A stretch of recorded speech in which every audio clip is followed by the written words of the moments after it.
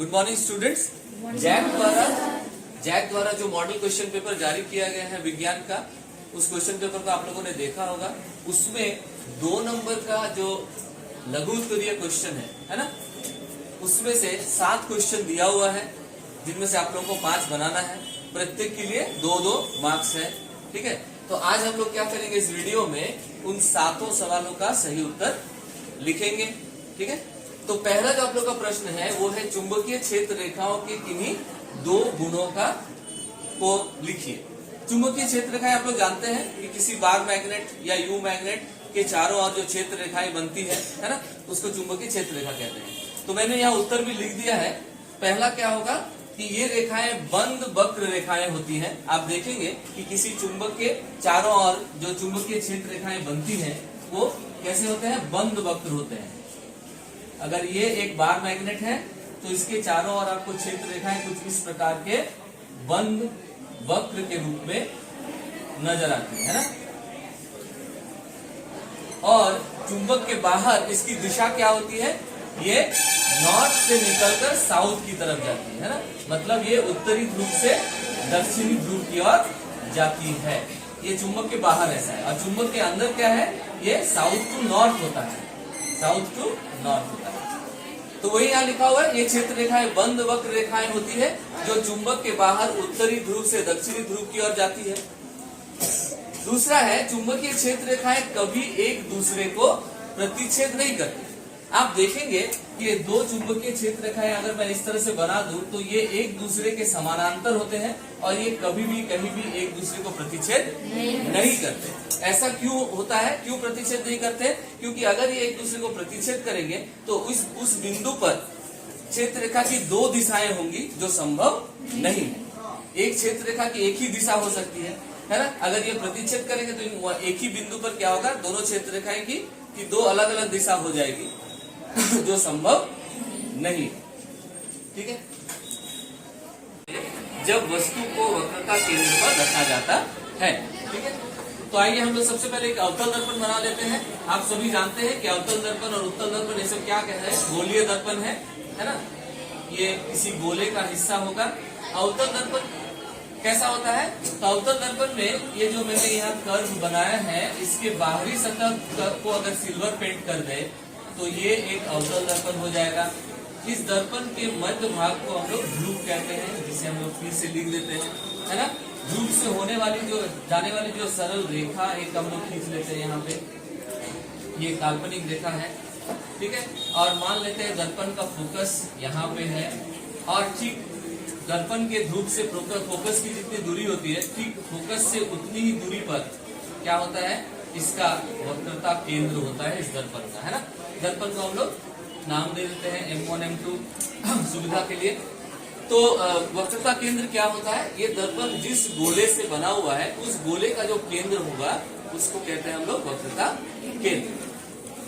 अब यहाँ प्रश्न क्या है कि हमें वस्तु कहाँ रखना है, वक्रता केंद्र पर रखना है और देखना है कि उसका प्रतिबिंब कहाँ पर बनता है। तो आइए हम लोग वस्तु को यहाँ पे वक्रता केंद्र पर रख देते हैं।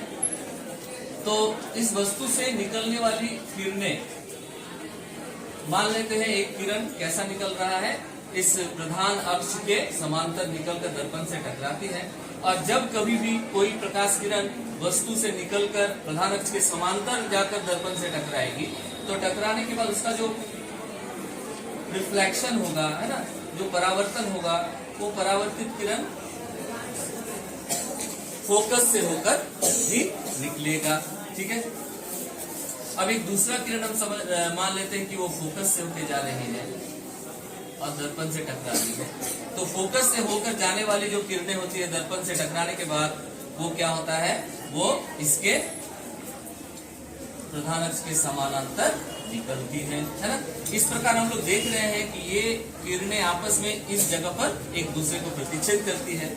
इस बिंदु से अगर हम प्रधान अक्ष पर एक लंब डाल दें इस प्रकार से, तो हमें यहाँ पर क्या होगा, इसका प्रतिबिंब प्राप्त हो जाएगा, है ना। यदि वस्तु है A और B तो प्रतिबिंब को लिखेंगे A डैश B डैश, है ना। इस प्रकार से ये जो है इस वस्तु का एक प्रतिबिंब होगा। और प्रतिबिंब कहाँ पे बन रहा है, तो वक्रता केंद्र पर ही बन रहा है ना। तो इसे याद रखना है कि जब कोई भी वस्तु वक्रता केंद्र पर होगी तो उसका प्रतिबिंब इस अवतल दर्पण में कहाँ पे बनेगा, वो वक्रता केंद्र पर ही बनेगा। तो ये आप लोगों का दूसरा प्रश्न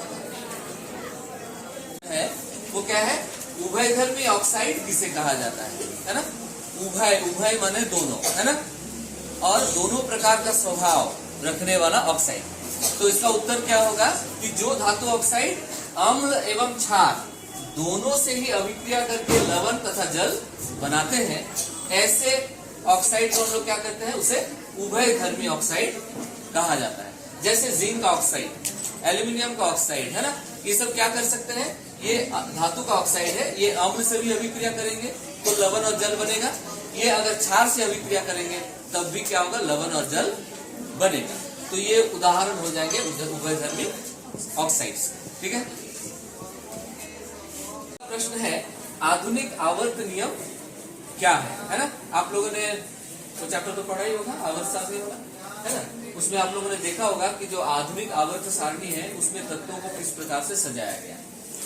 तो उसके पीछे कौन सा नियम कार्य कर रहा है, आधुनिक आवर्त नियम। इस नियम के अनुसार तत्वों के भौतिक एवं रासायनिक गुण उसके परमाणु संख्याओं के आवर्ती फलन होते हैं। इसका क्या मतलब हुआ कि आप देखेंगे कि आधुनिक आवर्त सारणी में जो तत्वों को सजाया गया है वो है बढ़ते हुए परमाणु संख्या के क्रम में सजाया गया है। और आप उसमें पाएंगे कि एक समय बाद जो तत्व रिपीट हो रहा है ना, एक के नीचे जो दूसरा आ रहा है, उनमें समान गुण आपको मिलेंगे। आप आवर्त सारणी के किसी भी वर्ग में चले जाइए, उस वर्ग में जितने सारे तत्व आप देखेंगे उनका गुण क्या होगा, समान होगा। भौतिक गुणों में भी समानता होगी और रासायनिक गुण भी एक जैसे ही होंगे। ठीक है, तो यह है आधुनिक आवर्त नियम। ठीक है, तो हमारा अगला प्रश्न क्या है कि पित्त का क्या कार्य है ना। पित्त का क्या कार्य है, आप सभी जानते हैं, आप पाचन तंत्र पढ़े हैं, है ना। आप देखे होंगे कि यकृत के ऊपर एक हरे रंग की थैली होती है ना, हरा पीला, जिसमें द्रव भरा रहता है, जिसे हम लोग पित्त कहते हैं। और ये पित्त जब भोजन में मिश्रित होता है, कहाँ पर, छोटी आंत के अग्रभाग में, तो वहां पर ये क्या काम करता है, वहां जो भोजन पहुंचता है उसके माध्यम को क्षारीय बना देता है, ताकि वहां पर अन्य एंजाइम जो भोजन को पचाएंगे उसे आसानी हो। वहां क्षारीय माध्यम में ही पाचन होता है। तो पहला काम क्या हो गया कि पित्त भोजन के माध्यम को क्षारीय बनाता है ताकि वहां एंजाइम अच्छी तरह से कार्य कर सके। और दूसरा है कि यह भोजन में उपस्थित वसा का पायसीकरण करता है ना। पायसीकरण करना है, इसका क्या मतलब होता है, भोजन में जो वसा उपस्थित होता है इसे पित्त क्या करता है, आंशिक रूप से पचाकर तैलीय गोलिकाओं में बदल देता है, ऑयल ड्रॉपलेट्स में। आप लोगों ने देखा होगा कि दूध को रात भर छोड़ देने से सुबह उसके ऊपर तेल की बूंदों जैसी कुछ तैरने लगती है ना, उसी को हम लोग कहते हैं ऑयल ड्रॉपलेट्स या तैलीय बूंदे। ये क्यों बनता है, ये वसा के आंशिक पाचन के वजह से बनता है। तो वसा जटिल अणु है, उसका आंशिक पाचन करके तैलीय बूंदों के रूप में बदलने की जो प्रक्रिया होती है उसको पायसीकरण कहा जाता है। इंग्लिश में हम लोग इसे कहते हैं एमल्सिफिकेशन, जिसे एमल्सिफिकेशन कहा जाता है इंग्लिश में। इससे क्या होगा, आगे वसा का पाचन आसान हो जाता है ना। आगे फिर वसा का जो पाचन होगा उसमें वसा अम्ल और ग्लिसरॉल बनेगा। ठीक है, तो ये हो गया पित्त का कार्य। तो हम लोग का जो अगला 6 नंबर का प्रश्न है वो है खाद्य श्रृंखला किसे कहते हैं, है ना। इसका उदाहरण देना है। तो खाद्य श्रृंखला या आहार श्रृंखला एक ही बात है। प्रश्न ऐसा भी रह सकता है कि आहार श्रृंखला क्या है। तो आहार श्रृंखला किसे कहते हैं, तो किसी भी पारितंत्र में, पारितंत्र का मतलब क्या हुआ, हम अपने आसपास, है ना, जो वातावरण देखते हैं, जैसे अगर कोई जंगल है, घास का मैदान है, नदी है, तालाब है, आप यहाँ देखेंगे कि इन जगहों पर 2 प्रकार के घटक पाए जाते हैं, जैव घटक और अजैव घटक। जैव घटक का मतलब उस स्थान में पाए जाने वाले जीव जंतु, पेड़ पौधे, है ना। और अजैव घटक का मतलब होता है वहाँ का भौतिक वातावरण, जैसे वहाँ की मिट्टी, वहाँ का तापमान, वर्षा की मात्रा, है ना, और वायु में मौजूद आर्द्रता, वायुदाब, ये सभी चीजें क्या है, निर्जीव वस्तुएं हैं, लेकिन इनका असर जीवों पर पड़ता है। तो तो किसी भी स्थान में अगर रहने वाले जीव और उसके भौतिक वातावरण के बीच में निरंतर क्या होती है, लेन देन की प्रक्रिया होती है ना। कुछ चीजें जीव वातावरण से लेते हैं और कुछ फिर वापस लौटाते हैं। इस प्रकार से ये जो लेन देन की क्रिया है ये निरंतर चलते रहती है। इसी को हम लोग अन्योन्य क्रिया कहते हैं। आप किताब में ये शब्द देखेंगे, उसमें लिखा होगा अन्योन्य क्रिया। इसका मतलब होता है इंटरैक्शन, है ना। किस तरह का इंटरैक्शन? तो जैव घटक अजैव घटकों से कुछ ले रहा है और फिर कुछ चीजें वापस लौटा रहा है, और इस प्रकार से लेन देन की प्रक्रिया चलते रहती है। इसी से एक तंत्र विकसित होता है जिसको हम लोग कहते हैं पारितंत्र। तो एक पारितंत्र में आप देखेंगे जो जैव घटक होते हैं उनके बीच में एक आपसी संबंध होता है। उसमें ऐसा आपको मिलेगा कि एक जीव दूसरे को खाकर अपना पेट भरते हैं, है ना। तो ये संबंध उनमें मिलेगा। जैसे मैंने एक छोटा सा उदाहरण यहाँ लिया है कि मान लीजिए एक जंगल है, तो जंगल में पाए जाने वाले घास एक जीव है जिसे हिरन खा रहा है, और हिरन को कौन खा रहा है? बाघ खा रहा है ना। तो ये जो मैंने एक श्रृंखला का यहाँ निर्माण किया है, ये जंगल जैसे किसी पारितंत्र में इस प्रकार की आहार श्रृंखलाएं आपको मिल सकती हैं, जिसमें घास को हिरन खा रहा है और हिरन को बाघ खा रहा है ना। ये एक छोटा सा आहार श्रृंखला मैंने यहाँ पे बनाया, ठीक है। जिसका उत्तर यही हो जाएगा। तो जो 7वां प्रश्न है हम लोगों का वो है निम्नलिखित जीवों में होने वाले जनन की विधियों को लिखें। यहाँ 2 जीवों का नाम लिखा हुआ है, हाइड्रा और राइजोपस। इनमें जनन किस प्रकार से होता है? तो हाइड्रा एक सामान्य बहुकोशिकीय जीव है। हाइड्रा में जनन दोनों विधियों से होता है, लैंगिक भी और अलैंगिक भी। तो जो सबसे सामान्य रूप से होता है वो है अलैंगिक जनन, और वो किस विधि से होता है? मुकुलन विधि से होता है ना। हाइड्रा में छोटे छोटे उसके शरीर पर मुकुल बनते हैं, एक या एक से अधिक बन सकता है। वो मुकुल वृद्धि करके एक छोटा हाइड्रा का रूप ले लेता है और अपने जनक के शरीर से अलग हो जाता है, फिर स्वतंत्र रूप से वृद्धि करके एक वयस्क हाइड्रा बन जाता है। आप देखे होंगे अपने किताब में कुछ इस प्रकार, है ना, कि एक हाइड्रा के शरीर में किस प्रकार इस तरह का उभार बन जाता है, और ये उभार धीरे धीरे वृद्धि करके, है ना। अगर ये एक हाइड्रा है तो ये उसका क्या है? मुकुल है ना। ये मुकुल आगे वृद्धि करके एक छोटा सा हाइड्रा का रूप लेगा और इस जनक के शरीर से अलग होकर वृद्धि करने लगता है ना। इस प्रकार से मुकुलन विधि द्वारा हाइड्रा में प्रजनन होता है। और राइजोपस क्या है? ये एक कवक है। इसको कहा जाता है कॉमन ब्रेड मोल्ड, है ना। मतलब ये क्या है? ये किस प्रकार का कवक है?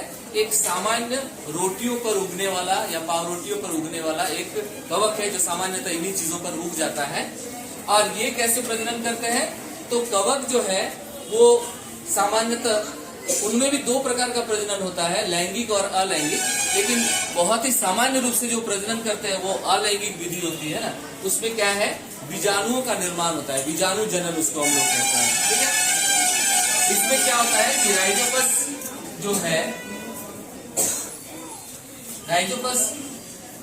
का ये जो फीतानुमा संरचना है जिसको हम लोग हाइफा या हाइफी कहते हैं, इसमें इस प्रकार का बीजाणुधानी का निर्माण हो जाता है ना। एक ही जगह से कई बीजाणुधानी इस प्रकार के बन जाता है, और इन बीजाणुधानियों के अंदर क्या होता है? छोटे छोटे बीजाणुओं का निर्माण होता है। इन बीजाणुधानी के अंदर छोटे छोटे बीजाणुओं का निर्माण होता है, ठीक है। और ये कहाँ उगते हैं? ये भोजन पर ही उग जाते हैं, है ना। इनमें ये बीजाणु समासंध का निर्माण कब होता है? जब ये भोजन पर उगने लगते हैं, उसी में फैल जाते हैं और फिर इस प्रकार के बीजाणुधानियों का निर्माण करते हैं, जिसके अंदर बहुत छोटे छोटे बीजाणु बनते हैं, है ना। ये बीजाणु एक कोशिकीय संरचना होता है, इसके अंदर भी केंद्रक पाए जाते हैं। जब ये बीजाणुधानी फट जाता है तो इनका ये बीजाणु क्या होता है? हवा में फैल जाते हैं। ये बीजाणु हवा में फैल जाते हैं और इन बीजाणुओं को फिर जहाँ कहीं भोजन पानी मिल जाए, है ना, नमी मिल जाए, वहां पर ये एक एक बीजाणु फिर से अंकुरित होके एक नया राइजोपस बना देता है ना। तो राइजोपस इसी प्रकार से बीजाणु जनन द्वारा या बीजाणु समासंध द्वारा सामान्य रूप से प्रजनन करते हैं, ठीक है।